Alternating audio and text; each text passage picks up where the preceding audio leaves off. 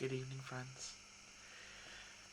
It is day 21 of A Poem a Day 2026, and that makes it the 21st of January.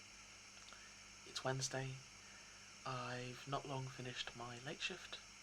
That is my penultimate late shift.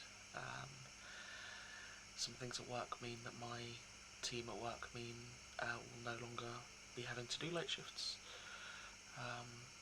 Late shift for us is a 6 o'clock finish.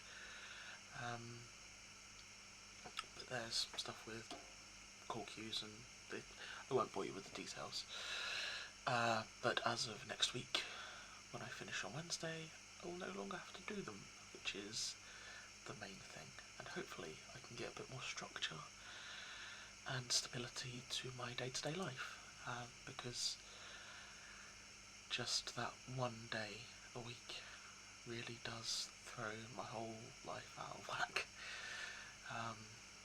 I am very much a creature of habit, and being able to kind of run consistently does make a huge difference to me. So hopefully I will be able to get back to some better sleep habits and maintaining a household better. We hope. I also don't think this is going to happen overnight. We'll see how it goes. I hope the day has treated you well. I just hope things are going well for you all, friends. To that end, let's see what's in the big red book today.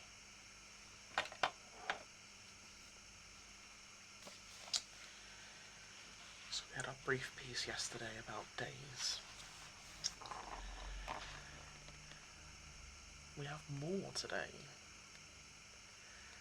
Today we have a Colossal Glossary by Paul Muldoon. And our blurb reads as follows. Just put my page holder out of the way. Paul Muldoon's career as a poet has included a spell as the Oxford Professor of Poetry, one of the highest honours alongside the Poet Laureate, as well as being poetry editor at the New Yorker magazine. While most of his poetry is serious, this alphabetical array of strange and surprising words is a light-hearted tour of the English language. A nice, light-hearted thing, I think, is a good shout for today. So, this is a Colossal Glossary by Paul Muldoon. The aardvark's a kind of anteater, an earth pig in Dutch, while abracadabra is a charm much, favoured by alchemists. As for that wine-coloured gem, the amethyst, a Greek would place it in his cup so as not to be drunk, a thought no foul-mouthed Anglo-Saxon ever thunk. Azure is the blue of lapis lazuli. The bandicoot is a rat from Australasia that likes to browse or graze on the tender shoots of rice. A carbon copy's a replica, though only once or twice. Excuse me. Yellow or green, chartreuse is a liqueur distilled, as always, by monks. The coipu was prized for its fur, not so the wild dog or dingo. An eland's an African antelope. In medical lingo, an epiglottis is a tongue, an esophagus a gizzard, a glitch would be a snag or a hazard.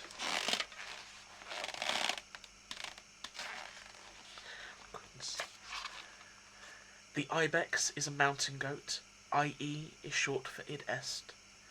In Latin, that is a pain in the side, was once a jade, a word which we now use of the greenish stone deemed to mend the stitch. A jennet might be a jade, in the horse sense. Soldiers in khaki uniforms tense when they hear the siren song of a klaxon. since it almost always represents a call to action. A lagoon is a shallow lake, usually on the coast. The nocturnal lemur is essentially a ghost. A lilo is a rubber raft, while a limousine is a vehicle whose occupants thankfully can't be seen, since they are often types who say moi for me and have a penchant for drinking sparkling mongoose pee. Whipped cream is the main ingredient of moose. The narwhal relies on its tusk when hunting Eskimos. Nebuchadnezzar was the king of Babylon, for whom the writing on the wall was plain, as plain can be, and nicety may be either a subtle or idle distinction. As such, it is its own rebuttal. The oryx, like all gazelles, is thought by lions to wallow in self-pity, and osier is a type of willow. A pickle is anything preserved in vinegar or brine, as one pine opined to another pitch pine. He that toucheth pitch shall be defiled, though pitch more commonly refers to asphalt. The root of prehensile is prehendiere. To seize, you may already have grasped that a quagga is a wild ass. The ruble and rupee are Russian and Indian coins. To be scrupulous is to have qualms of conscience. From scruples, a stone with a cutting edge. The reed with a razor-sharp blade is a sedge. Tamburlaine, also known as Tamerlane or Timur, was a Mongol king whose deportment was anything but demure, his stock in trade being rapine and reprisal. The tapir lives as a hermit in the rainforests of Brazil, where it meditates on theology. In the beginning was the Word, and the Word was algae. A no less avid theologian was Thomas de Torquemade, whose cruel streak rang the gamut, from burning at the stake through hanging by a gaff to the flaying of some fatted divinity calf, all in the name of truth and justice, on the subject of the thrice great Hermes Trismegistus, or his Lord Lieutenant Zoroaster. My lips are sealed. I will say this, a trundle is a castor. Often mistaken for a llama or alpaca, the newly shorn vacuna spits at the thought of the Norseman or Viking who stole the shirt off his back. The chief sense of winnow is to fan, to separate the wheat from the chaff, the sheep from the goats, good from evil. It's hard to categorize the xylophane. This wood-boring weevil makes of something nothing zilch, just as a worm may contain an armada, little much. All the meanings of all the rest of the words in this book are buried in one, a treasure chest.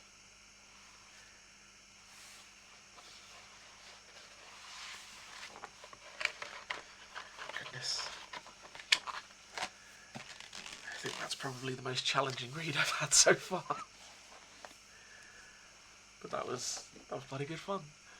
I think that's another one that I'm probably going to come back to. It's tempting to take that to an open mic night, actually. Really run through that and pull things into my mind. And I know my pacing was quite poor on that one, so to begin with. So if I could really get that down pat, I think that could be a lot of fun. Maybe I'll revisit that in a couple of months. Show you how I've improved. Let me know what you think. But for now, I think I'm going to go and have a very hot, very bubbly bath. After I fed the cats, of course. Poems first, then feed the cats. Cass is having a wash, so he doesn't mind too much. But yeah, that's how things lay now.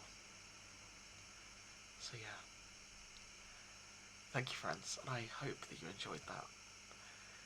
Well, as I say, it was more of a challenge. I very much enjoyed it myself.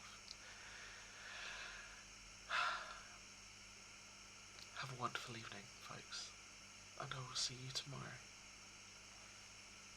Good night.